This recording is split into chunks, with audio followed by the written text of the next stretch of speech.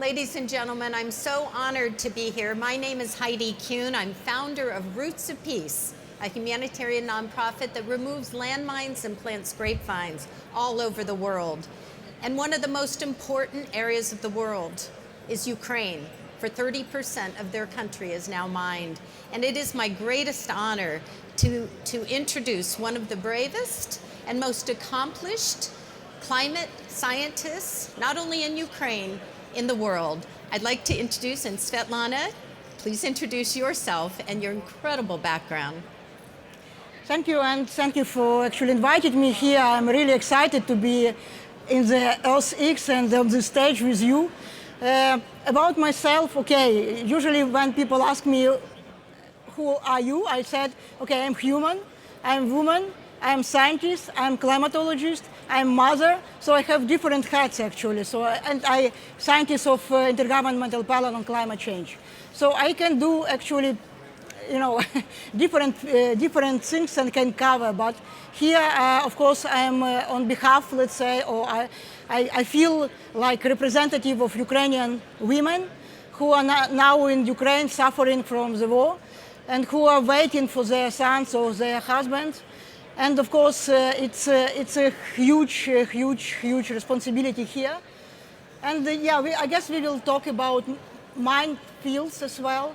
And this huge disaster, especially as you already said, that Ukraine is a food basket not only for Europe but for the world. Mm-hmm. So I should say that I was invited actually to the committee for demining Ukraine, and I was wondering, why am I can do nothing for this. Mm-hmm. Unfortunately, I suppose that I can't. Mm-hmm. But then they say, look, we will, if we will demine, it will take us centuries. So we need to prioritize which field, which place to demine. And for this, I am, as climatologist, can provide them climate projections. So which land will be not vulnerable to climate change, which land will continue to produce food sustainably. So I was really wondering, so this is my, let's say, bridge to what you already said. And I really very, passionate with, you said about wine from mined fields. Actually, from Mykolaiv Oblast, which is actually a place where my father was born. Oh my God. And there are my relatives as well. Oh my God. And I know how this oblast actually suffering and from occupation, and now under all this missile attack.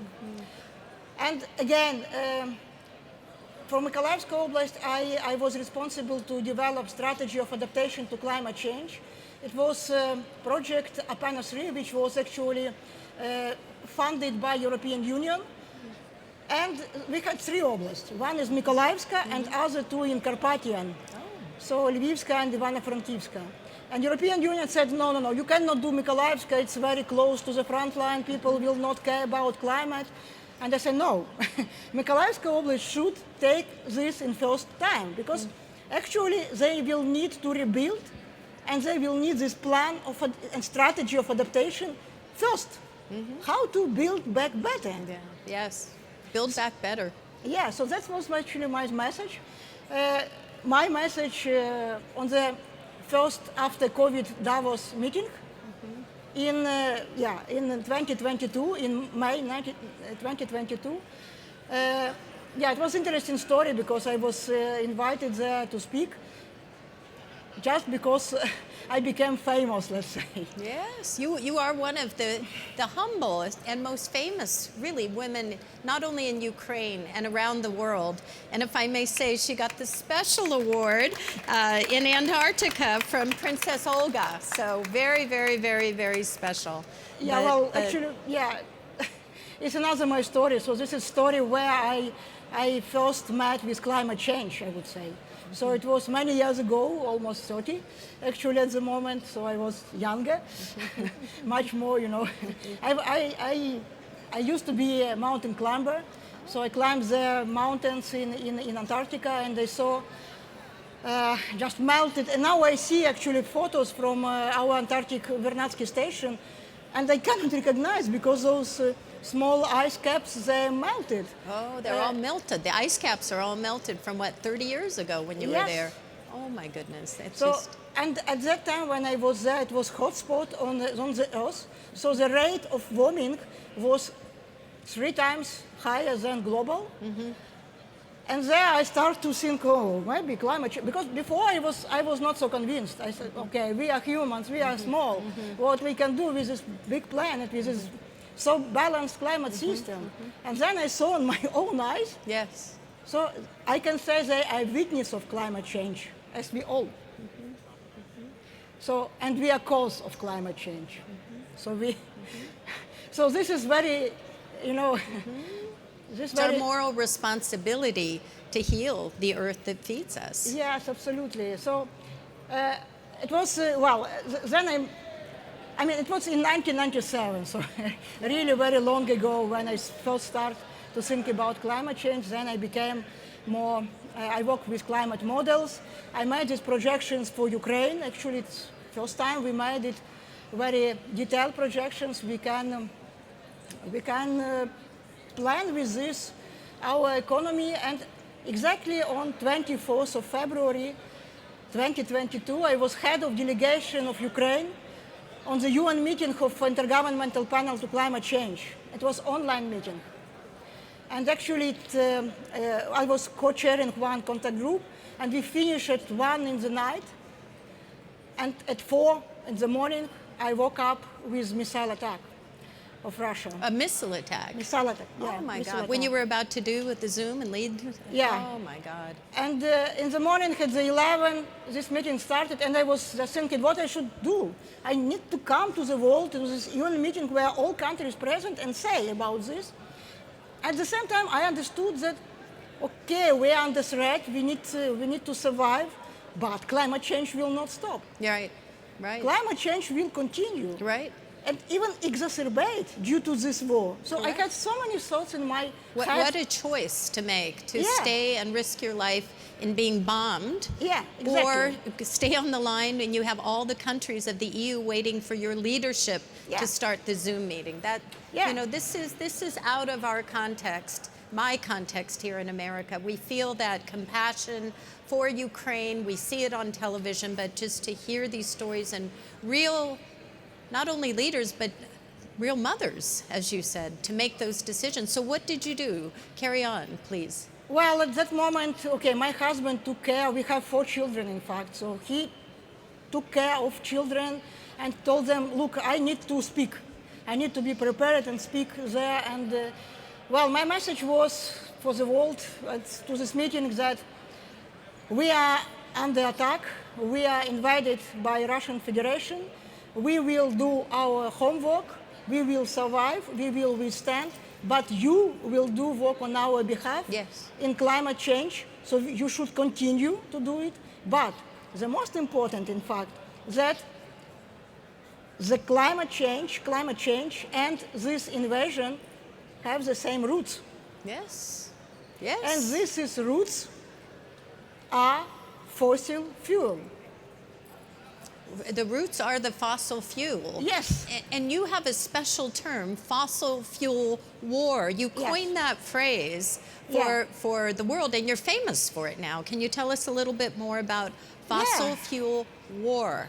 Yeah, so I call it like fossil fuel war because, because Russia actually got funded to invade Ukraine, to make all this mess on this beautiful planet just because of our sick dependency on fossil fuels. So I guess I open eyes for many Yes. in the world just because they just recognize themselves in Europe particularly that they are dependent on Russia, who is a terrorist state. So they pay for terrorists to invade Ukraine. This is the story, in fact. What a realization. Yeah. And then I was invited actually to speak to members of European Parliament as well. So I told them, look, guys, what are you doing? you need to stop it immediately. So that was my message, and it really became viral. I remember in Washington Post in March, it was like President Biden said, President Zelensky said, and climatologists from Ukraine said that this is fossil fuel war. Yeah, yeah. And yeah. I was just, wow. Yeah, you coined the phrase. Yes. Yeah. And then I was invited to give actually interview for Nature journal, which is the most, actually the eldest natural journal for scientists, Nature. You know definitely this journal. They asked me for interviews. They sent me some questions, but I was in so bad conditions at that time. It was butcher at that time. I was so depressed.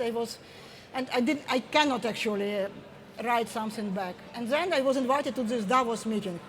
So I decided when I will be on bus, I will write something. Okay. So I actually wrote answers when I was just going from Kiev under this alarm. The alarms are going on as you're in the bus writing your speech to Davos. And then I saw, because it's actually the road goes through occupied territory with destroyed buildings, with destroyed delivery house. Why? You know, this question why they do this. Right, right. And then, I wrote my story. And it was in Nature, and then they recognized me in top 10 people in 2022 who shaped science, journal Nature. So I really became famous. Famous, yeah, Famous indeed. for the work that you accomplished and the courage you had to be on the front line and make those decisions time and again. You know, do I stay and protect my family, or do I speak on behalf of others who have no voice? And you know what was actually what confused me at that time, because I guess I made about 100 interviews outside, not for Ukraine, of course. Ukrainians were not thinking about climate change, of course. We had another homework, let's say. But I spoke for foreigners, for many countries, in fact, from Taiwan, all European countries, States, Canada, Mexico, Argentina. I don't remember all, in fact. So, but the first question usually was, "Are you safe?" Yeah. And I just stuck. What a question. Are you safe? You're from Ukraine. Are you safe? Yeah. Well, we have about another minute before we Okay. wrap up. What would be your message to this distinguished audience at EarthX and to Trammell Crow, of course, who brought us all here? What would be your message from Ukraine? What do we as an audience at EarthX on this Earth Day week 2025, what do we need to hear from you as a Ukrainian, not only accomplished businesswoman, but a mother? Yeah. Well, first I will say, as a climatologist, let's say. Yes. So first, even at that meeting, I said we will continue to work as far as we will have internet and no missiles over our head. But unfortunately, we have still rates, so we cannot do much on climate. But we continue in Ukraine. So it means that other countries can do even more. So please continue. Please continue. Stop your dependency on fossil fuels. Please do this transformation. For this, you need innovation, which is a lot of here, I already heard. So this is one message. As a mother, of course, we need to think about future. And this is big difference between us and Russians, because they want Soviet Union empire, they go to back. And we look for the future. We Ukrainians, we look for the future. And you said about wine. I can say about honey from the minefields. So our company took drones. They seed field with flowers, and then bees took honey. The bees took honey from Yeah, the for former us. minefields. Yes, and we have this honey in our embassy across the globe. And unfortunately, I don't have it with me, but I know that it is a present for other countries just to show, look, we are resilient. We will withstand. Please do the same in your countries. Yeah. Withstand all negative, thoughts, all uneducated people. Well, the land is sweet with honey, and together as women, let us turn minds into vines, minds into honey. And make the land fertile for future generations flourishing. of children. Yeah. That's my wish. Inshallah. Yeah, thank you. Thank you so much.